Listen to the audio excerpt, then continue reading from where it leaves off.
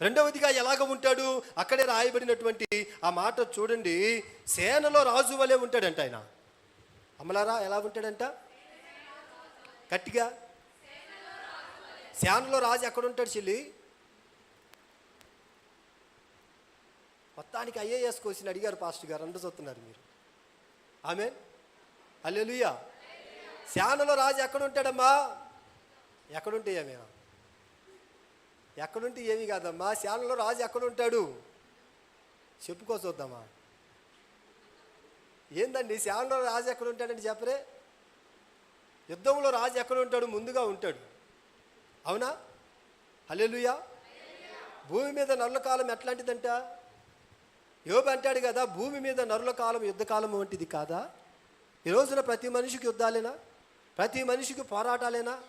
ఆర్థికంగా, ఆత్మీయంగా, ఆరోగ్యపరంగా, కుటుంబ పరంగా, వ్యక్తిగతంగా, వ్యాపారపరంగా, ఉద్యోగపరంగా, చదువుకునే పిల్లలకు చదువులో, సేవ చేసే సేవకులకు సేవలో, ఇట్లా రోజు ఏదో ఒక యుద్ధము, రోజు ఏదో ఒక పోరాటము, రోజు ఏదో ఒక కలవరము. అయితే నువ్వు దేవుని ముఖదర్శనము చేసినప్పుడంట నీ యుద్ధాల్లో ఆయన ఎలా ఉంటాడంట? రాజు వలె ఉంటాడంట. నాకు తెలిసి 2001లో అనుకుంటా 9 మంది కలిసి మేము దొంగతనానికి వెళ్ళాం. మేము అప్పుడు దొంగతనాలు చేసేవాళ్ళం. సేవకు రాకముందు విచ్చలవిడిగా తిరిగి తాగి బ్రతికినటువంటి జీవితం నాది. పెంట దెబ్బల మీద పడున్న నన్ను నా దేవుడు లేవనెత్తి మహిమగల ఈ సేవ చేసే కృపనిచ్చాడు. 2001లో మేము 9 మంది కలిసి ఒక ప్రాంతం, పేరు చెప్పకూడదండి, ఆ ప్రాంతం అంతా అడవుల్లాగా ఉంటాయి, అటు దొంగతనానికి వెళ్ళాం. మొత్తానికి దొంగతనం చేసాం, ఆ వస్తువులు పట్టుకొని బయలుదేరాం. బయలుదేరిన తర్వాత చీకట్లో మేము ప్రయాణమే వెళ్తా పెద్ద చీకటి ఒక అడవిలాగా ఉందన్నమాట. ఆ తప్పించుకునే క్రమంలో లోపలికి వెళ్ళిపోయాం. లోపలికైతే వెళ్ళాం కానీ దారి కనపట్ల. ఉండటానికి ఎంతమంది ఉన్నాం? 9 మంది ఉన్నాం. అడవి లోపలికి వెళ్ళిపోయాం. చుట్టూ చీకటి, భయంకరమైన చెట్లు, ఎట్టేలాలో మార్గం అర్థం కావట్లేదు. సరే, ఇంకా మాలో మా నాయకుడు ఒకడు ఉంటాడు కదా, ఆయన అన్నాడు, ఒరే ఈ రాత్రి కనుక మనం ఇంతే అటుబడి ఇటుబడి పోయామంటే మరి ఎక్కడ పడితే అక్కడికి వెళ్ళిపోతాంరా, ఏ ఒక జంతువులకు ఆహారం అయిపోతాం. అటు కాదు నాయన, ఈ రాత్రి ఇక్కడే పడుకుందాం, పొద్దున్నే లెగుద్దాం, తెల్లారిద్ది, మార్గాలు కనపడితే మనం దారి చూసుకుని వెళ్ళిపోదాం అన్నాడు. సరే, ఈ ఆలోచన అందరికీ నచ్చింది. సరేనన్నా మరి ఇక్కడ పడుకుందాం అనుకున్నాం. మా ఫ్రెండ్లో రఫీ అని ఒకడు ఉన్నాడు, మా 9 మందిలో రఫీ అని ఒకడు ఉన్నాడు. వాడు ఎటువంటి వాడంటే పిరుకోల సంఘానికి ప్రెసిడెంట్ వాడు. వాడికి భలే భయం. వాడు దొంగతనాలకు వస్తాడేమో కానీ వాడికి చీకటన్నా, చెట్లన్నా, పావులన్నా, కుక్కలన్నా, నక్కలన్నా భలే భయం వాడికి. సరే, ఇప్పుడు వాడు వచ్చి అంటాడు కదా నా పక్కనోడితో, ఏరా ఎక్కడ పడుకోవాలని డిసైడ్ అయ్యారా అన్నాడు. అవును పడుకోవాలి. ఇక్కడ పడుకోకుండా వెళ్ళే మార్గం ఏమీ లేదా? ఏమీ లేదు. సరే, మేమందరం భయపడుతున్నాం. మరి ఎట్లా పడుకోవాలి? కుక్కలు అరుతున్నాయి, నక్కలు అరుతున్నాయి, తేళ్ళు పావులు తిరిగే ప్రదేశంలాగుంది, ఎట్లా పడుకోవాలని ఆలోచన చేస్తుంటే ఈ పిరుకోల సంఘానికి ప్రెసిడెంట్ ఉన్నాడే, ఎవరు? రఫిగాడు. ఆడొచ్చే, రే దేనికిరా భయపడతారు? చేతగానప్పుడు దొంగతనాలకు దేనికి రావాలరా మీరు? భలే మనుషుల్లాగున్నారు, భయపడబాకండి, మీరు పండుకోండి, నేనున్నాను రా అన్నాడు. రే నీకెంత ధైర్యం యాడ్ నుంచి వచ్చిందిరా రఫీగా? అంత ధైర్యంగా పడుకోమన్నావు? నేను చెప్పినట్టు చేయండి, నేను మిమ్మల్ని కాపాడుకుంటా అన్నాడు. సరేరా ఏం చేయమంటావు చెప్పు, మేము చేస్తామంటే, నేను మధ్యలో పడుకుంటా, నా చుట్టూ మీరు పడుకోండి, నేను మిమ్మల్ని కాపాడుకుంటా అన్నాడు. నేను మధ్యలో పడుకుంటాను, నా చుట్టూ మీరు పడుకోండి, నేను మిమ్మల్ని కాపాడుకుంటాను అన్నాడు.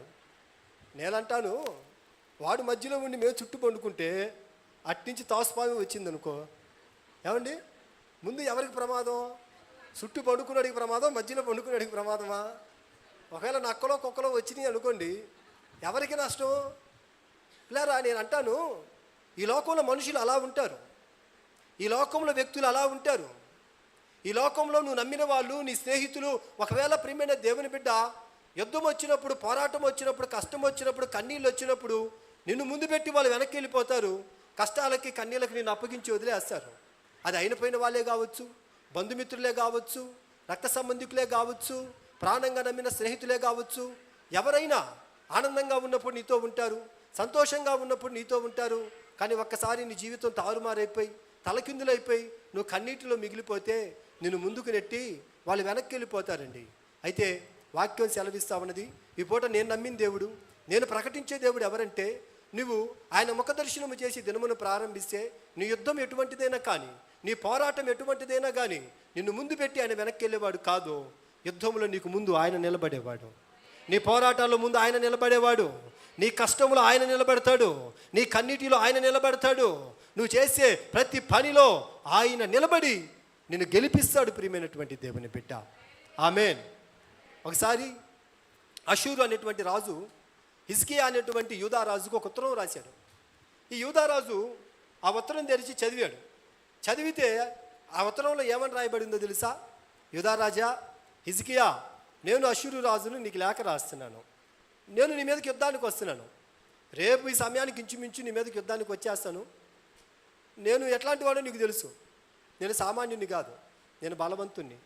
నా సైన్యం ఎక్కువ, నా బలం ఎక్కువ, నా రథాలు ఎక్కువ, నా దగ్గర ఉన్న ఆయుధాలు కూడా ఎక్కువే. నా ముందు నువ్వు చాలా చిన్నోడివి, చాలా బలహీనుడివి. నువ్వు నాతో యుద్ధం చేయలేవు. నేను నిన్ను ప్రాణాలతో వదిలేస్తా. దేనికి? రాజ్యాన్ని నా చేతిలో పెట్టి వెళ్ళిపోతే. కాదుకూడదు, నా దేవుణ్ణి బట్టి నేను ధైర్యం తెచ్చుకొని నీతో యుద్ధం చేస్తానని చెప్పి నా మీదకి యుద్ధానికి వచ్చావా? ఫిలిష్టీలకు దేవుళ్ళు ఉన్నారు. వాళ్ళ దేవుళ్ళు నా చేతిలో వాళ్ళని కాపాడుకోలేకపోయారు. అమాలేకీయులకు, ఎబూసీలకు, పెరిజ్జీలకు దేవుళ్ళు దేవతలు ఉన్నారు. వాళ్ళ మీదకి నేను యుద్ధానికి వెళ్తే వాళ్ళ దేవుళ్ళు దేవతలు వాళ్ళని కాపాడలేకపోయారు. హిజ్కియా రాజా, నీ దేవుని బట్టి నువ్వు అతిశయిస్తావేమో, నీ దేవుడు కూడా నా చేతిలో నుంచి నిన్ను కాపాడలేడని భయంకరమైనటువంటి ఒక మాట అక్కడ రాస్తాడు. వెంటనే ప్రియమైన దేవుని బిడ్డలారా, హిజ్కియా లేఖ చూసి గడగడ వణికిపోతాడు. హిజ్కియా దగ్గర ఉన్న సైన్యం కూడా గడగడ వణికిపోయి, అయ్యా మన బలహీనులము, వాడు బలవంతుడు, మన దగ్గర సైన్యం లేదు, వాడి దగ్గర సైన్యం ఉంది, రాజ్యాన్ని వాడి చేతిలో పెట్టి మనం లొంగిపోదామంటే, అప్పుడు హిజ్కియా అంటాడు కదా, లేదు లేదు నాయనా, మనకొక నిరీక్షణ ఉన్నది, మనకొక ఆధారం ఉన్నది. దేవుని ముఖ దర్శనం మనం చేయగలిగితే మన యుద్ధములో మన పక్షాన నిలబడగలిగిన దేవుడు ఒక ఆయన ఉన్నాడయ్యా అని ఆయన ఏం చేశాడంటే, ఆ లేఖను చేతబట్టుకొని యెరూషలేము దేవాలయంలోనికి వెళ్ళి యెరూషలేము దేవాలయంలో ఆ లేఖను పరిచి కన్నీటితో ప్రార్థన చేశాడంట. దేవా, అషూరు రాజు నా మీదకి యుద్ధానికి వస్తున్నాడు. నేను బలహీనున్నయ్యా, నేను శక్తిహీనుణ్ణి, నేను ఎన్నిక లేని వాడిని, నేను తృణీకరించబడిన వాడిని, వాడిని నేను జయించలేను, వాడిని నేను ఓడించలేనయ్యా, నేను చేతకాని వాడిని ప్రభా. వాడు లేఖ రాస్తూ ఒక మాట అన్నాడు, అది నాకు బాధ కలిగించింది.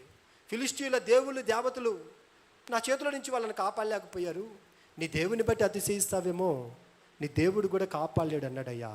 ఆ మాట నాకు చాలా బాధ కలిగించింది. దేవా, బలహీనుల పక్షాన బలవంతులుగా నిలిచే దేవుడవు నీవు, నీవే నా ఆధారము, నీవే నా సర్వస్వము, సమస్యని చేతికి అప్పగిస్తున్నాను, యేసు నామములో అడుగుతున్నాము తండ్రి, ఆమెన్. అంతే. ఇంక ఇంటికి వచ్చాడు, పడుకున్నాడంట. పొద్దున్నే 6 గంటలకు సైన్యం వెళ్ళి లేపుతున్నారు ఎవరిని? హిజ్కియా గారిని. రాజా నిద్రలే తుల్లిపల్లి ఎచ్చి కూర్చున్నాడు ఈ రాజు. హిజ్కియా అడుగుతున్నాడు, ఏరా ఏమైందిరా, దేనికి ఇంత పెదల కన్నా నిద్ర లేపారు, ఏం జరిగింది ఏంటి? కాదు రాజా, రాత్రి భలే వెళ్ళావు యుద్ధానికి, మొత్తాన్ని చంపొచ్చావుగా అంటారంట. నేను యుద్ధానికి పోవటం ఏంట్రా, నేను చంపటం ఏంట్రా? కాదు రాజా, అమ్మ అషూరీలు అంటే వాళ్ళు ఎలాగుంటారో చూసొద్దామని యుద్ధ భూమిలోకి వెళ్ళామయ్యా, వాళ్ళందరూ కుప్పలు తెప్పలుగా శవాలుగా పడున్నారు. మరి రాత్రి నువ్వు యుద్ధానికి వెళ్ళకపోతే మరి వాళ్ళని ఎవరు చంపారు? సైన్యాధిపతి ఏమైనా వెళ్ళాడేమో కనుక్కోండిరా, నేను వెళ్ళలేదు అంటున్నాడు. మంత్రి గారు ఏమైనా వెళ్ళారేమో కనుక్కోండిరా, నేను వెళ్ళలేదు అంటున్నారు.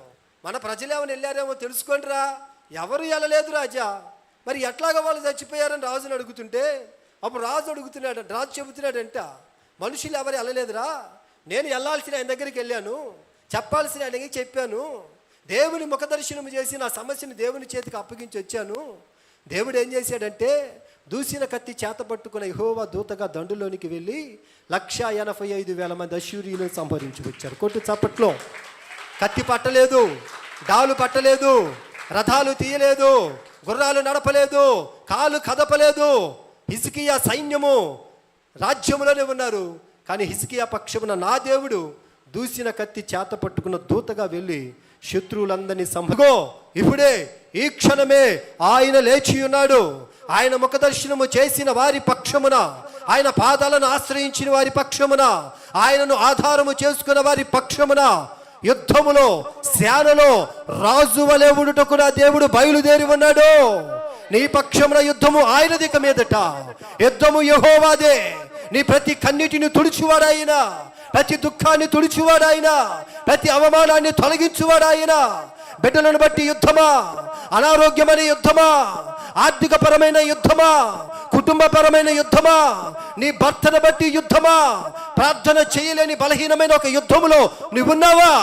నువ్వు ఏ యుద్ధంలో ఉన్నా ఈ పూట నా ప్రభు నీ పక్షాన నిలిచి ఆరంభిస్తే ఆయన నీ యుద్ధాల్లో ఎలాగ ఉంటాడంట? సేనల రాజు వలె ఉంటాడు. నువ్వు చేతకాని దానివే, నువ్వు చేతకాని వాడివే, నువ్వు బలహీనమైన దానివే, కానీ నా ప్రభు బలవంతుడు, నా ప్రభు శక్తివంతుడు. నా ప్రభు చేసిన యుద్ధములో ఎప్పుడు ఓడిపోలేదు ప్రియమైన దేవుని బిడ్డ. ఆయన చేసిన ప్రతి యుద్ధములో గెలిపే. హల్లెలూయా, హల్లెలూయా. ఎన్నోసార్లు మాకు ఎదురైన యుద్ధాల్లో ఆయన బలిపీఠం దగ్గర మోకరించి చేతకాని వాళ్ళ వల్ల ఏడ్చుకున్నామండి. చేతకాని వాళ్ళ వల్లే ఏడ్చుకున్నాం ఆయన బలిపీఠం. అయ్యా, చేతకాని వాళ్ళ వల్ల అయిపోయాము, ఏం చేయలేని స్థితిలో ఉండిపోయాము. చేయగలిగి కూడా, మాట్లాడగలిగి కూడా, అయ్యా నీ ప్రేమను బట్టి, నీ కృపను బట్టి మేము మాట్లాడకుండా మౌనం అయిపోతున్నాం. దిక్కులేని వాళ్ళమయ్యా కనికరించు, గుండె చెదిరి ఉన్నామయ్యా ఆదరించని ప్రార్థన చేసి పిల్లరా, ఎన్నో మార్లు మా పక్షాన మా దేవుడు లేచి ఈ దిక్కులేని వారి పక్షాన వ్యాజ్యమాడాడండి. మీ సేవకుల పక్షాన వ్యాజ్యమాడాడండి. ఎన్నో పోరాటాల్లో ఆయన నిలబడ్డాడండి. నేను అంటాను, సేవకుల పక్షాన, మా పక్షాన నిలిచిన దేవుడే ఈ పూట నీ పక్షాన కూడా నిలిచి నీ యుద్ధ దినములను సమాప్తము చేయును గాక. ఆమేన్, ఆమేన్. చెప్పండి. ఆయన ముఖ దర్శనము చేసి దినమును ప్రారంభిస్తే మొదట ఆయన ఏం చేస్తాడంట? చెప్పండి. పెద్దగా ఉండి ఆలోచన చెబుతాడు. రెండవదిగా ఆయన ఏం చేస్తాడంట? సేనలో రాజుగా నీకు ముందుంటాడంట. మూడవది ఆయన ఎట్లాగా ఉంటాడంటే దుఃఖించు వారిని ఓదార్చు వాని వలె ఆయన ఉంటాడంట. ఆమేన్. ఎలా ఉంటాడు? మూడవది దుఃఖించే వారికి ఎలా ఉంటాడంట? ఇంకొద్ది గాయపరిచేవాడిగా ఉంటాడా? ఇంకొద్ది కలవరపరిచేవాడిగా ఉంటాడా?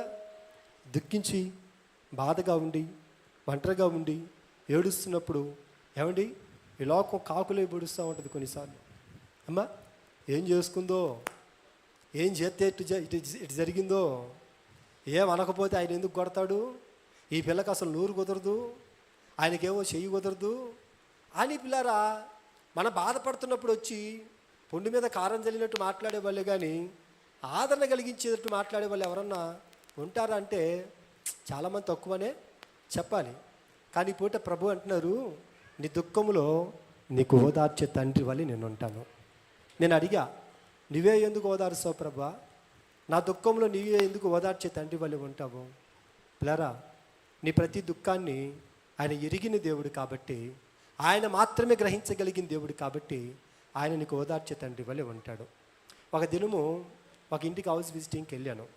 వెళ్తే అమ్మాయి బాగా లావుగా ఉంటుంది, థైరాయిడ్ పేషెంట్ పాపం ఆ చెల్లి. వాళ్ళ ఆయన నన్ను చూసి, మాయ్ పాస్టర్ గారు వచ్చారే అని నాకు ఎదురు వచ్చాడు. నన్ను రిసీవ్ చేసుకున్నాడు, నన్ను ఇంట్లోకి తీసుకెళ్ళాడు. పాపం ఈలోపు ఆ అమ్మాయి పొద్దునుంచి పిల్లల్ని రెడీ చేసి ఇల్లు వాకిలు ఉడుచుకొని అంట్లు దోముకొని బట్టలు ఉతుక్కొని మళ్ళీ ఈయనకు అన్నం కూరలు పెట్టి అప్పుడే అట్లా నడుము వాల్చిందంట. ఏమో అప్పుడే అట్లా నడుము వాల్చింది. ఈలోపు నేను పోయి అనవసరంగా ఈయన ఏం చేశాను, లోపలికి తీసుకెళ్ళి అమ్మాయి పాస్టర్ గారు వచ్చారే పోయి కాఫీ పెట్టుపో అన్నాడు. పాప మా అమ్మాయి అప్పుడేగా పడుకుంది. అంది, అయ్యా పొద్దున్నుంచి పని చేసి వాళ్ళంతా అలసిపోయిందయ్యా, లేవలేని స్థితిలో ఉన్నాను, నాకు ఆరోగ్యం అంతా సరిగా లేదు, అన్నం వస్తే అసలు నేను అన్నీ చేసి పెట్టుకుంటా, నీకు తెలుసు కదా, ఈ పూట చేయలేని స్థితిలో ఉన్నాను. అన్నని ఎక్కడికైనా మంచి హోటల్కి తీసుకెళ్ళి మంచి భోజనం పెట్టించి నువ్వు అన్న భోజనం చేసి రండయ్యా, నేను లేవలేను అని అనిందండి అమ్మాయి. అంటే ఈ అబ్బాయి అంటాడు, ఏంది ఇల్లు వాకిలు ఉడుచుకున్నావా? ఇల్లు వాకిలు ఉడుచుకోవడం కూడా ఒక పనేనా? అన్నం కూరలు వండుకున్నావా? అన్నం కూరలు వండుకోవడం కూడా ఒక పనేనా? బట్టలు ఉతుక్కున్నావా? పిల్లల్ని రెడీ చేసావా?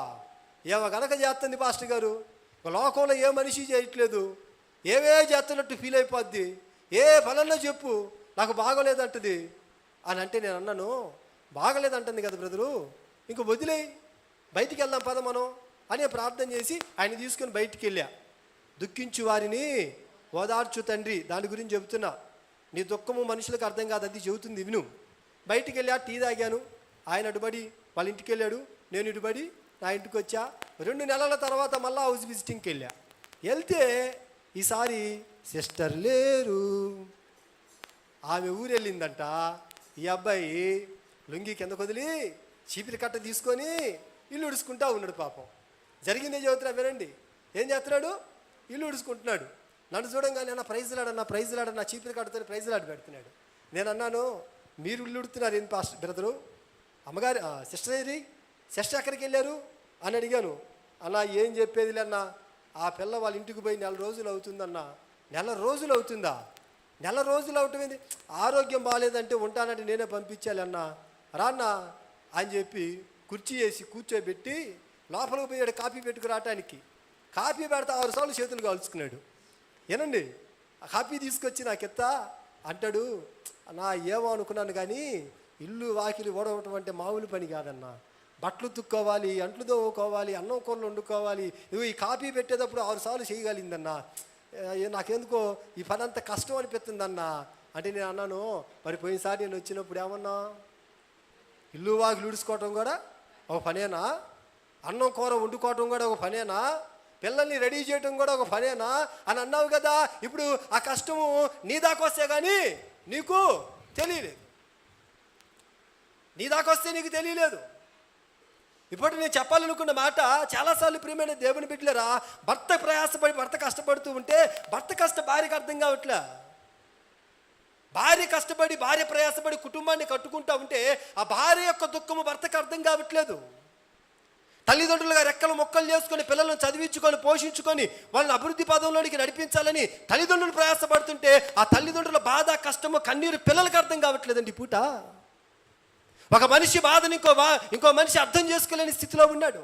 ఒక విశ్వాసి బాధ ఇంకొక విశ్వాసి, ఒక సేవకుడి కష్టం ఇంకొక సేవకుడు అర్థం చేసుకోలేనటువంటి పరిస్థితుల్లో దినాల్లో మనం ఉన్నాము. ఒకసారి ఒక హాస్పిటల్కి వెళ్తే పక్షవాతంతో బాధపడుతున్నాడు. చెప్పనా వద్దా? అమ్మా చెబుతా వినండి. పక్షవాతంతో బాధపడుతున్నాడు ఆయన. చాలా ప్రేమ కలిగిన భార్య, కాళ్ళు చేయబడిపోయింది, నోరు పడిపోయింది. ఈ మనిషి ముద్దలు తినిపిస్తుంది ఆయనకి. చాలా ప్రేమ కలిగిన భార్య కదా అని అనుకుంటా ఉన్నా. చెల్లి నేను అనుకుంటానే ఉన్న పెటామట్టు కొట్టాడు నీ మనిషి ఆ బాగున్న చేత్తో. నేను బిత్తరపోయి ఆమెను అడిగా, ఏమ్మా అన్నం తినిపెత్తింది ఆవాజాన్ని కొట్టాడు అంటే ఆమె అంటుంది, ఏం లేదు పాస్టర్ గారు, 40 ఏళ్ళు మాకు పెళ్ళయ్యి. ఎన్ని ఏళ్ళంట? 40 ఏళ్ళు మాకు పెళ్ళయ్యి. 8 సంవత్సరం కిందట కాళ్ళు చేయబడిపోయింది. హాస్పిటల్ తీసుకొచ్చా చూపిద్దామని. నాకు ఆకలైందంటే అన్నం తినిపెత్తున్నా. ఆయన ఏదో చెబుతున్నాడు, అది నాకు అర్థం కావట్లా. ఏంది అని అడిగా, ఆయన ఏదో చెబుతున్నాడు, నా బుర్రకెక్కట్లా. మళ్ళా ఏందని అడిగాను, ఎన్నిసార్లు చెప్పాలని పటామట్టు కొట్టాడు పాస్టర్ గారు. అప్పుడు నాకు అనిపించింది, ఏమ్మా ఎన్ని సంవత్సరాలు మీకు పెళ్ళి? 40 ఏళ్ళు. ఎన్ని ఏళ్ళమ్మా? 40 ఏళ్ళు. అప్పుడు ఆమె అనింది, 40 ఏళ్ళు నా భర్తతో కాపురం చేసిన నా భర్త గుండెల్లో ఉన్న బాధ నాకు అర్థం కావట్లేదయ్యా. ఆయన ఏదో చెబుతున్నాడుగా, నాకు చెప్పాలి అర్థం కావట్లేదు. నిజమే, ఈ రోజున ఒక భర్త పడుతున్న కష్టము భార్యకు అర్థం కావట్లా. ఒక భార్య పడుతున్న ప్రయాస భర్తకు అర్థం కావట్లేదు. ఈరోజు తల్లిదండ్రులు పడుతున్న ప్రయాస పిల్లలకు అర్థం కావట్లేదు. ఇవన్నీ పక్కన పెడితే సేవకులు పడుతున్న ప్రయాస ఉందే, అది గుర్తించట్లేదు విశ్వాసులు. అది నాకు బాధ కలిగిస్తుంది. ఈ మధ్య సేవకులు పడుతున్న కష్టాన్ని విశ్వాసులు గుర్తించట్లా. ఏమన్నా సేవకుడు వేసుకునే బట్టలను చూస్తున్నారు జనాలు, సేవకుడు తిరిగే వాహనాన్ని చూస్తున్నారు జనాలు, సేవకుడు తినే తిండిని చూస్తున్నారు జనాలు. అసలు సేవకుని యొక్క చొక్కా వెనక చిరిగిపోయిన బనీళ్ళు ఎవరు చూడట్లా. నా మాట అర్థమవుతుందా? అర్థమవుతుందా? గట్టిగా సేవకుడి దర్శనాన్ని పంచుకునే వాళ్ళు సంఘాల్లో కావాలన్నా నేను. దుఃఖించే వారిని నువ్వు ఓదార్చే వారి వల్లే ఉండాలి. భారం కలిగిన వారి భారాన్ని నువ్వు పంచుకోవాలి. దర్శనం కలిగిన వారి దర్శనాన్ని నువ్వు పంచుకోవాలి. సమర్పణ కలిగి సేవ చేస్తున్నటువంటి ఆ సేవకుల యొక్క సమర్పణను నువ్వు కూడా పంచుకోవాలి. దానిని అంటారు కదా, దుఃఖించే వారిని ఆదరించే విశ్వాసులు అంటారు, దుఃఖించే సేవకులను ఓదార్చే విశ్వాసులు అంటారు, దీనస్థితిలో ఉన్న సేవకులను ఆదరించే కుటుంబాలు అంటారు. ఈ రోజున ప్రతి దేవుని బిడ్డ, నీ సేవకుడు ఎంతో ప్రయాసపడుతున్నాడు, ఎంతో కష్టపడుతున్నాడు. ఈ మెయింటెనెన్సు, ఈ కరెంటు బిల్లులు, ఈ ఫ్యాన్లు, ఈ ఏసీలు, సభలు, ఖర్చు, కానుకలు, ఈ యొక్క మెయింటెనెన్స్ మొత్తం ఎక్కడి నుంచి వస్తుంది? కూర్చొని ఆలోచించే ఎప్పుడన్నా? ఏం సౌండ్ లేదు. నాకు తెలుసు పాస్టర్ గారు, మా పాస్టర్ గారి కష్టం అన్న వాళ్ళు ఒక్కళ్ళు చేతులు ఎత్తండి. మా పాస్టర్ గారి డబ్బులు ఎక్కడి నుంచి వస్తున్నాయి మాకు తెలుసు పాస్టర్ గారు అన్న వాళ్ళు చేతులు ఎత్తండి. మా పాస్టర్ గారికి ఫలానా వాళ్ళు ఎత్తున్నారు పాస్టర్ గారు మాకు తెలుసు అన్న వాళ్ళు ఎవరు నుండి చేతులు ఎత్తండి. ఆమేన్, హల్లెలూయా. ఆ పిల్లడి వయసు ఎంత? సరిగ్గా 3 సంవత్సరాలు ఉండవు. ఇంకొక ఆయన ఉన్నాడు, ఆయనకి 4 సంవత్సరాలు. చెప్పమంటారు వద్దంటారన్నా? 2 పిల్లల్ని వేసుకొని, ఒక ఆడ మనిషిని వేసుకొని, ఒక కారు వేసుకొని శనివారం మధ్యాహ్నం బయలుదేరుతున్నాడు గుంటూరులో. ఆదివారం రాత్రి గడకింటికి పోవట్లేదు. ఒక పక్క ఆఫీస్ లేదు, మూతపడిపోయి ఉన్నది. ఎందుకంటే వీసాలు రావట్లేదు, రావాల్సిన ఆదాయం లేదు, రావాల్సిన సంపాదన లేదు. పైనుంచి ఏమన్నా ఫండ్లు వస్తాయా మాకు? అట్లాంటివి ఏవి కూడా లేవు. మరి ప్రతి వారం ఆయిల్ కావాలా, ప్రతి వారం పిల్లలకు మంచి చెడు కావాలా, ప్రతి వారం ఇంట్లో పోషణ కావాలా, దీనికి కరెంటు బిల్లు కట్టాలా, మళ్ళీ ప్రతి వారం భోజనాలా? ప్రేమ విందు, దానికి మళ్ళీ ఒక పేరు. ఏ విందమ్మా? ప్రేమ విందు. మరి ఇదంతా ఎక్కడి నుంచి వస్తున్నాయి? కూర్చొని ఆలోచించి సేవకుడి భారాన్ని నేను పంచుకోవాలి, సేవకుడి దర్శనాన్ని నేను పంచుకోవాలి, సేవకుడి యొక్క ఆ సమర్పణలో నేను కూడా నిలబడాలి, నా కుటుంబం ఉండాలి. సేవకుడు ఒక్కడే ఎందుకు ఆ భారాన్ని మోయాలి? సేవకుడు ఎందుకు ఒక్కడే దుఃఖపడాలి? సేవకుడు ఒక్కడే ఎందుకు కష్టపడాలి? నా కుటుంబం ఎందుకు నిలబడకూడదు? నా బిడ్డలు ఎందుకు నిలబడకూడదు? మేమెందుకు నిలబడకూడదు అని ఈ పూట సంఘము సేవకుల యొక్క దర్శనాన్ని పంచుకునే స్థాయికి రావటమే అంటారు కదా, దుఃఖించే వారిని ఓదార్చే స్థితి. పిల్లరా, నీకు అర్థమవుతుందన్న మాట. ఒక ప్రాంతంలో యేసుక్రీస్తు వారు ఒక కూటం పెట్టాడంట. ఆ ప్రాంతం పేరు కపెర్నహూము. ఇంటి వాకిట కూర్చోటానికి కూడా ప్రజలకు ఖాళీ లేదంట. 4 వ్యక్తులు బైబిల్ పట్టుకొని వస్తున్నారంట. జాగ్రత్తగా విను, 10 నిమిషాలు చెప్పి ముగిస్తాను. పోలీస్ కేసు పెట్టే వాళ్ళు చూసినట్టు చూడబాకండి. నాకు వెళ్ళి మా పాస్టర్ గారు ఏదో ఫుల్గా చెప్పినట్టున్నాడు, నేను వచ్చి మాట్లాడుతున్నాడని. నాకు పాస్టర్ గారు ఏం చెప్పలా, పరిశుద్ధ ఆత్మదేవుడు చెబితే నేను మాట్లాడుతున్నా.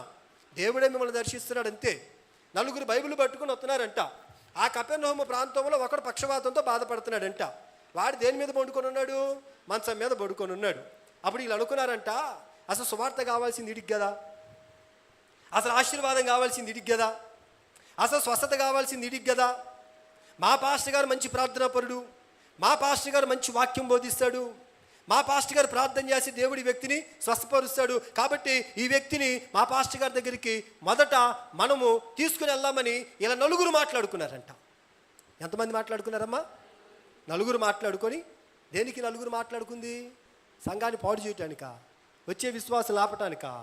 లేదు, సంఘాన్ని విస్తరింప చేయటానికి, సంఘములోనికి నూతన ఆత్మలను చేర్చడానికి. ఈ 4 వైపుల మంచాన్ని పట్టుకొని ఒక వ్యక్తిని యేసుక్రీస్తు వారి ఇంటి దగ్గర తీసుకొచ్చారంట. చూడండి, అక్కడ ఖాళీ లేదు, లోపలికి వెళ్ళటానికి అవకాశం లేదు. ఇంకా నీ సావు నువ్వు సావునైనా అని పడేశారా? లేదండి. వాళ్ళు ఎంత భారం కలిగిన వాళ్ళంటే యేసయ్య భారాన్ని పంచుకోగలిగినంత భారం వాళ్ళు ఉంది. యేసయ్య దర్శనాన్ని పంచుకోగలిగిన స్థాయి వాళ్ళల్లో ఉంది. వాళ్ళు తాళ్ళు తెచ్చి 4 వైపుల 4 తాళ్ళు కట్టి ఇంటి పైకి ఎక్కారంట. కప్పు ఓడబెరికారంట. కప్పు ఓడబెరికి ఆ విశ్వాసిని ఏం చేశారు? ఆ పక్షవాయు రోగంతో బాధపడుతున్న వాడిని యేసయ్య దగ్గరికి దించితే అక్కడ రాయబడిన మాట ఏంటో తెలుసా? మార్కు సువార్తలో, తీసుకొని వచ్చిన వారి విశ్వాసాన్ని బట్టి ఇతని స్వస్థపరిచాడంట. ఆమేన్. ఇతని విశ్వాసాన్ని బట్టి కాదు. ఎవరైతే సంఘానికి ఆ వ్యక్తిని తీసుకొని వచ్చారో వాళ్ళకున్న భారాన్ని బట్టి, వాళ్ళకున్న విశ్వాసాన్ని బట్టి, వాళ్ళకున్న నమ్మకాన్ని బట్టి దేవుడు ఏం చేశాడంటే ఈ వ్యక్తిని బాగు చేశాడు. ఇప్పుడు నేను అంటాను, ఈ నుదురుపాడు ప్రాంతంలో, ఈ పిరంగిపురం ప్రాంతంలో, ఈ గుంటూరు పట్టణంలో నీ కళ్ళ ముందు నశించిపోతున్న వాళ్ళు ఎంతమంది ఉన్నారు? నీ కళ్ళ ముందు పాడైపోతున్న వాళ్ళు ఎంతమంది ఉన్నారు? ఏ రోజన్నా ఒక్కలకు సువార్త చెప్పి దేవుని మందిరానికి నువ్వు తీసుకొని రాగలిగావా? ఏ రోజన్నా ఒక్క వ్యక్తిని దేవుని మందిరంలోనికి నువ్వు చేర్చగలిగావా? ఈ రోజున సంఘాల్లో మంచాలు మోసేవాళ్ళు కావాలి, తాళ్ళు కట్టేవాళ్ళు కావాలి, పెంకులు ఓడబెరికే వాళ్ళు కావాలి. ఒక విశ్వాసిని దేవుని దగ్గరికి నడిపించగలిగిన, భారము కలిగిన విశ్వాసులు సంఘాల్లో కావాలండి. ఏ సంఘములు అట్లాంటి విశ్వాసులు ఉంటారో ఆ సంఘము నానాటికి విస్తరించునుగాక, నానాటికి అభివృద్ధి చెందునుగాక, అట్టి భారాన్ని సంఘములో ఉన్నటువంటి మీ అందరికీ నా ప్రభు కలుగు చేయును గాక. ఆమేన్, హల్లెలూయా. ఎవరంట వీళ్ళు? భారాన్ని మోసారంట. ఏ భారాన్ని? సంఘ భారాన్ని, సేవకుల భారాన్ని మోసారు. ప్రియమైన దేవుని బిడ్డలారా, నేను అంటాను, మనుషులకి ఇచ్చి నువ్వు నష్టపోయి ఉంటావేమో, దేవుడికి ఇస్తే ఏ రోజు కూడా నువ్వు నష్టపోవు. నేను 2016లో శంకర్ కంటి ఆసుపత్రి అని ఉంటుంది కాకాని రోడ్లో. ఆ శంకర్ కంటి ఆసుపత్రి ఎదురుగానే సుందరీకాలి అని ఒక ప్రాంతం ఉంటుంది. ఆ ప్రాంతానికి సువార్త పరిచర్యకి నేను వెళ్ళాను. ఎట్లాగ వెళ్ళానో తెలుసా? స్ట్రేంజర్ బాక్స్ ఒకటి పట్టుకొని 4 యవనస్తుల్ని వేసుకొని మేము ఆ సుందరీకాలి ప్రాంతంలోకి వెళ్ళాం. 5 బజార్లు ఉంటాయి. ఒక్కొక్క బజార్ దగ్గర ఒక్కొక్కరు నిలబడి మైక్లో వాక్యం చెప్పేవాళ్ళం, సాక్ష్యాలను పంచుకునేవాళ్ళం. 6 వారాలు అట్లా చేసాం. 7వ వారం ఫుల్లుగా దాకా ఒక ఆయన వచ్చాడు. ఆల్బర్ట్ క్రూయిజ్ ఆయన పేరు. పాస్టర్ గారు, ఏ పేట మీది, ఏ ఊరి మీద అన్నాడు. మాది గుంటూరు అండి, సంజీవ్ నగర్ అనే ప్రాంతం అండి. సువార్త చేయమని ప్రభు పంపిస్తే వచ్చామండి. ఆయన అన్నాడు, సువార్తకు వచ్చేది రోడ్ల మీద చెప్తున్నారు మీరు అన్నాడు. మరి ఇక్కడ మాకు తెలిసిన వాళ్ళు ఎవరు లేరు కదయ్యా, అందుకని రోడ్ల మీద చెప్పుకుంటున్నాం. రేపు వారం నుంచి మా ఇంటి దగ్గరికి రండి, మా ఇంటి దగ్గర కూటం పెట్టండి. ఎవరైనా తాగుబోతు, ఫుల్లుగా తాగున్నాడు, అప్పటికి బాగా తాగున్నాడు. అప్పటికి నేను అనుకున్నాను, ఈయనకి తాగింది తలకెక్కినట్టుంది, ఇంక తాగిన వాళ్ళు పనులు ఎట్టానే ఉంటాయిలే, సరే అన్న తప్పకుండా వస్తాను. ఆయన ఎత్తి మీద చేయబెట్టి ప్రార్థన చేసి పంపించా. మరుసటి వారం మళ్ళా సువార్తకి వెళ్ళాం. వెళ్ళి మళ్ళా రోడ్ల మీదే పెడుతున్నాం. దేనికి? ఇతని మీద నా నమ్మకం లేదు, తాగి చెప్పాలి అనుకున్నాం. ఒక బజార్ అయిపోయింది, 2వ బజార్ దగ్గరకు వచ్చాం. పరిగెత్తుకుంటూ వచ్చాడండి ఆగమేఘాల మీద. ఆయన చూస్తే కొట్టేదట్టున్నాడు. ఇంకా పాస్టర్ గారు ఏం చెప్పా పోయిన వారం? అది మీ ఇంటి దగ్గర పెట్టమన్నారయ్యా. మరేంది ఏడుకొచ్చి ఏడబెట్టారు కోటం మీరు? అయ్యా ఏం చేయమంటా, మీరు వస్తారని పట్టా వేసి బయట లైట్ పెట్టి మీకు టీ పెట్టించి మంచినీళ్ళు పెట్టించి ఏర్పాట్లు మొత్తం చేస్తే ఏడకొచ్చి మీరు నుంచున్నారు ఏందండి, పదండి మన ఇంటికి అని మమ్మల్ని 5గురిని తీసుకుని వెళ్ళాడు. ఇది జరిగిన వాస్తవం చెబుతున్నా, వినండి. ఇంకా ఇప్పుడు కాదు, ఇంకా చప్పట్లు కొట్టే ముందుంది చూడండి. మీరు వెళ్ళానా, కూర్చున్నానా, ఒక పాట పాడుతున్నా, ఒక ప్రార్థన చేసి పాట పాడుతున్నాం అంతే. మేము పాట పాడే గ్యాప్లో 3 బజార్లకు వెళ్ళి పాస్టర్ గారు వచ్చారు, కూటం పెట్టారు. పాస్టర్ గారు వచ్చారు, వాక్యం చెబుతున్నారు, మీరందరూ రండి అని 3 బజార్లకు వెళ్ళండి, ప్రతి ఇంటికి వెళ్ళి పెడుతున్న కూటం గురించి చెప్పి 3 బజార్లో ఉన్న విశ్వాసులు ఇంచుమించు 35 మందిని తీసుకొచ్చి కూర్చోబెట్టాడండి. ఒక్క తాగుబోతు వ్యక్తి 35 మందిని కూర్చోబెట్టాడు తన ఇంటి ముందు. 6 నెలలు సేవ చేసాము ఆ ఇంటి ముందు. మేము ఎన్ని నెలలమ్మా? 6 నెలలు, ఒక వారం కాదు, 6 నెలలు ఆ ఇల్లు సహకరించింది మాకు. 6 నెలల తర్వాత వర్షాలు మొదలైనవి. వర్షాలు మొదలైతే ఎక్కడ పెట్టాలో ప్రార్థన, అదంతా మట్టి నేల, బురద గారిపోతుంది. అప్పుడు రమణ గారని ఒక విధవరాలు, 2 ఆడపిల్లలే ఆమెకి, అయ్యగారు మా ఇంట్లో పెట్టండి వర్షాకాలం అయిపోయేదాకా. పోయాం, రమణ గారు ఇంట్లో పెట్టాం. ఇప్పుడు కథ మొదలైంది చూడండి. ఈ ఆల్బర్ట్ క్రూయిజ్ గారు ఉన్నారే, ఈ ఇంట్లో నుంచి మేము ఎక్కడికి వెళ్ళాం? ఈ ఇంటి ముందు నుంచి ఆ ఇంటికి వెళ్ళాం కదా. ఆ ఇంటికి వెళ్ళిన తర్వాత దేవుడు ఏం చేశాడంటే, ఈయనకి చిన్న పాకాలాగుండేది, పాకా తీసి రేకులు ఇల్లు ఇచ్చేసాడు ఈయనకి. హల్లెలూయా. ఇప్పుడు ఈ రమణ గారి ఇంట్లో ప్రార్థన పెట్టాం కదా, ఆమెకు ఆల్రెడీ రేకులు ఇల్లు ఉంది. అయితే ఆమె ఒక సమస్యతో బాధపడుతుంది. 2 ఆడపిల్లలు ఆమెకి, భర్త లేదు, విధవరాలు. సరే ప్రార్థన చేస్తున్నాం. ఆమె వారం మాకు ఉప్మా చేసి పెట్టేది. ఏం చేసి పెట్టేది? పేదం ఆమె. 10 రూపాయలు పెడితే ఉప్మారావు వచ్చేది. ఆ 10 రూపాయలు పెట్టి ఉప్మారావు చేస్తే 5గురిని తినేవాళ్ళం. 10 రూపాయలు ఉప్మారావు 5గురిని తినేవాళ్ళం. సర్ది పెట్టేది ఆమె. ఆ ఉప్మా తిని మేము ప్రార్థన చేసి ఆశీర్వదించి వచ్చేవాళ్ళం. ఒకరోజు ఏడుస్తుంది. ఏంటమ్మా నీ సమస్య, దేనికి ఏడుస్తున్నారు? ఏంటంటే, ఏం లేదు పాస్టర్ గారు, నా భర్త బ్రతుకున్న దినాల్లో ఆటో నగర్ దగ్గర మాకు ఒక స్థలం ఉంటే వాళ్ళ యజమానికి 2 లక్షలకు తాకట్టు పెట్టాడయ్యా. ఆ స్థలము ఒకవేళ 2 లక్షలు కాకుండా దాని మీద వడ్డీ ఏదైనా తీసుకొని ఆ మిగిలిన దాని ఇవ్వమని, ఆడపిల్లలు ఉన్నారని పోతే నీ దిక్కునోళ్ళకు చెప్పుకోపో, నీ చేతనైంది చేసుకోపో, నేను ఇంటి కాగితాలు ఇవ్వను, డబ్బులు కూడా ఇవ్వను అంటున్నాడు పాస్టర్ గారు. ఆయన మనసు మారేలాగా ప్రార్థన చేయండి. సరే మేము ప్రార్థన చేసాం. వారం రోజులు ఉపవాసం ఉన్నాం ఆమె కోసం, న్యాయం చే ప్రభు అని. పిల్లారా, మరుసటి ఆదివారం పోయి ప్రార్థన పెట్టి, అమ్మ నీ కోసం వారం రోజులు ఉపవాసం ప్రార్థన చేసాం, దేవుడు ఈ వారంలో అద్భుతం చేస్తాలే అని నోరు కట్టాను వచ్చానండి. మంగళవారం పొద్దున్నే ఫోన్ చేసింది. ఏందమ్మా అన్న, మధ్యాహ్నం ఒకసారి ఇంటికి రండి పాస్టర్ గారు. మధ్యాహ్నం ఇంటికి పోయాం. 2 కార్లు లాగున్నాయి ఆ ఇంటి ముందు. ఏంది 2 కార్లు లాగున్నాయి రమణ గారి ఇంటి ముందు అని మేము ఇంట్లోకి పోతే, తెల్ల తెల్ల చొక్కాలు, తెల్ల ప్యాంట్లు వేసుకొని పెద్ద పెద్దోళ్ళు ఒక 5 కూర్చొని ఉన్నారు, 5 కూర్చొని ఉన్నారు. పెద్ద పెద్ద పేపర్లు ఉన్నాయి వాళ్ళ చేతుల్లో. రమణ గారు నన్ను చూసి లేచి వచ్చింది. ఏందమ్మా అన్న? అయ్యగారు, దేవుడు నన్ను కరికరించాడయ్యా, దేవుడు నా పట్ల కృప చూపించాడయ్యా. ఎందుకు ఆగండి, జీవితాన్ని మొత్తం చెప్పిలా కొట్టండి. ఆమేన్, హల్లెలూయా. ఏమమ్మా, ఏం జరిగిందమ్మా, ఏంటన్నాను. ఏమి లేదు అయ్యగారు, మాకున్న స్థలంలోనే ఇన్నర్ రింగ్ రోడ్డు పడుతుందంట. రింగ్ రోడ్డు పడుతుందంట, రింగ్ రోడ్డు. ఆ రింగ్ రోడ్డు పడుతుందని నిన్న పొద్దున 2 కార్లు వచ్చి మా ఇంటి ముందు ఆగినాయి. పలానా పేరు కలిగిన వాళ్ళు ఎవరు? మేమేనయ్యా. వాళ్ళ ఆవిడెవరు? నేనేనయ్యా. వాళ్ళ పిల్లలు ఎవరు? మేమేనయ్యా. అమ్మా, మీకు పలానా స్థలం ఉంది తెలుసా? ఎందుకు తెలియదయ్యా? కాగితాలు ఎక్కడున్నాయి? పలానోడి దగ్గర ఉన్నాయి. ఎంతకు పెట్టారు? 2 లక్షలకి. మరొకటి కాగితాలు అడిగి తీసుకొచ్చుకుంటే మీకు ఆ స్థలానికి తగిన అమౌంట్ ఇస్తాం కదా. వాడు కాగితాలు ఇవ్వని అంటున్నాడు. ఆ స్థలం అమ్మటం మీకు ఇష్టమేనా? ఇష్టమేనయ్యా. ఎంతకు అమ్ముతారు? దాని రేటు కూడా నాకు తెలియదయ్యా. సరేనమ్మా, 25 లక్షలు ఇస్తాము. హల్లెలూయా. 25 లక్షలు ఇస్తాము. ఆడికి ఇవ్వాల్సిన 2 లక్షలు కూడా మేమే ఇస్తాము. ఆడి దగ్గర కాగితాలు కూడా మేమే తీసుకుంటాము. నువ్వు వచ్చి స్థలం మాదని సంతకం పెట్టి చెల్లు చాలను. నువ్వు ఏ చెబితే చేస్తానయ్యా. నువ్వు 25 లక్షలు నిజంగా ఇస్తావా? ఇస్తానమ్మా. మరి ఎప్పుడు అగ్రిమెంట్ పెట్టుకుందాం? సాయంత్రం నా కారు ఎక్కి వచ్చాయి. సాయంత్రం మన కారు ఎక్కించుకున్నారు, పిల్లల్ని కారు ఎక్కించుకున్నాడు. ఆ 2 లక్షలు ఇవ్వాల్సిన వాడి దగ్గరికి వెళ్ళిపోయారు. వీళ్ళు వాడి తాత అన్నమాట. వాడికి వార్నింగ్ ఇస్తే, అయ్యా 2కి గాను ఇంకొక 1 లక్ష అయిందయ్యా, 3 లక్షలు ఇస్తే మీ కాగితాలు మీకు ఇచ్చేస్తాను. వాడికి 3 ఇచ్చారు. వాడి కాగితాలు వాళ్ళు తీసుకున్నారు. ఒక 25 ఇచ్చారు. ఆ స్థలం రాయించుకున్నారు. ఆ రోజు సాయంకాలానికి వాళ్ళు వెళ్ళిపోయారు. హల్లెలూయా, హల్లెలూయా. అవునండి, ఒక మాట చెప్పనా? రమణ గారు కూటం పెట్టుకొని, కృతజ్ఞత కూటం పెట్టుకొని అవి చెప్పిన మాట ఎందుకు తెలుసా? 10 రూపాయలు ఉప్మా 25 లక్షలు తీసుకొచ్చింది అయ్యగారు అందామె. ఎంతట? 10 రూపాయల ఉప్మా 25 లక్షలు తీసుకొచ్చింది పాస్టర్ గారు. పాస్టర్ గారు, మీరు ఈ పేటలో ఎంతకాలం సేవ చేస్తారు అంతకాలం మా ఇంట్లోనే ప్రార్థన పెట్టండి. హల్లెలూయా, హల్లెలూయా. పిల్లరా, ఇంకా ఆ ఇంట్లో ప్రార్థన పెట్టాం. ఇంకొక 6 నెలలు ఏం జరిగింది తెలుసా? అది ఎర్రజెండా కామ్రేడ్కి సంబంధించినటువంటి స్థలాలు. వాళ్ళు వచ్చి మమ్మల్ని హింసించి బాధ పెట్టి అక్కడి నుంచి ఖాళీ చేయించి ప్రార్థన పెట్టుకుంటే ఆ స్థలం ఇచ్చిన వాళ్ళని, ఆ స్థలం చేర్చుకున్న వాళ్ళని కూడా దౌర్జన్యం చేసి మమ్మల్ని అక్కడి నుంచి వెళ్ళగొట్టారు. సరే, మేము మళ్ళీ బయటకు వచ్చేసి దేవుడి దర్శనాన్ని బట్టి ఇంకో చోట పరిచర్యను ప్రారంభించాం. అయినా సంవత్సరానికి 2 సార్లన్నా వాళ్ళు ఫోన్ చేసి మమ్మల్ని పిలుస్తూ ఉంటారు ప్రార్థనకి. మేము వెళ్తూ ఉంటాము. ఒక సంవత్సరం కిందట ఆ రమణ గారు ఇంటికి దర్శించడానికి నేను వెళ్ళాలని సిద్ధపడుతుంటే ఆమె ఫోన్ చేసింది.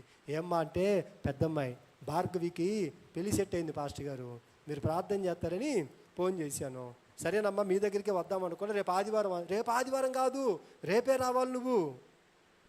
పాస్టమ్మ గారిని తీసుకుని పోయా. ఏమ్మా అంత అర్జెంట్ అంటే, ఈరోజు సాయంత్రం 4 వస్తున్నారయ్యా.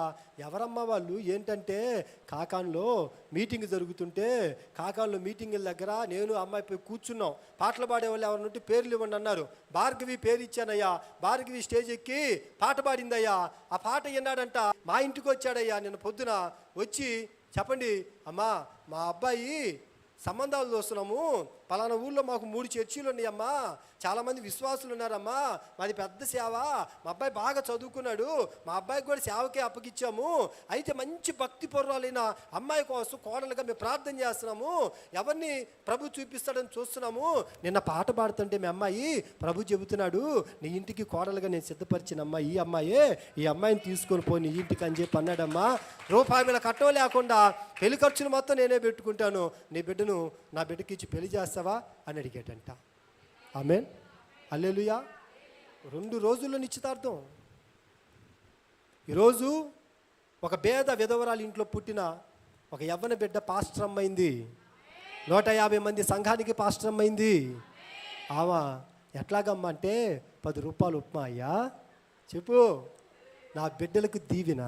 ఎస్, తినిన నేను మర్చిపోవచ్చేమో, కానీ చెప్పండి పిల్లరా, నిన్ను పిలుచుకున్న నీ దేవుడు మర్చిపోవటం అన్యాయస్తుడు కాదు. ఆ ఇంటిని దేవుడు దీవించాడు.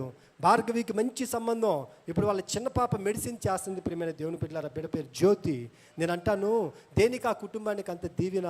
ఆ ఇంట్లో మంచం మోసిన వాళ్ళు ఉన్నారండి, తాళ్ళు కట్టిన వాళ్ళు ఉన్నారండి, ఇంటి పైకప్పుకు ఎక్కిన వాళ్ళు ఉన్నారండి, విశ్వాసులను దేవుని సన్నిధికి నడిపించిన వాళ్ళు, సేవకులను ఆదుకున్న వాళ్ళు, సేవకుల భారాన్ని పంచుకున్న వాళ్ళు, సేవకుని కష్టమే మా కష్టంగా భావించుకున్న వాళ్ళు ఉన్నారు కాబట్టి ఆ ఇంటికి ఆ దీవెన ఈ రోజున నీ సంఘంలో నీ సేవకుడి పట్ల ఆ భారం నీకుందా ప్రియ దేవుని బిడ్డ? ఇప్పుడు ప్రభు సూటిగా నీతోనే మాట్లాడుతున్నాడు. సేవకుడి దర్శనాన్ని పంచుకుంటావా? సేవకుడి కష్టాన్ని పంచుకుంటావా?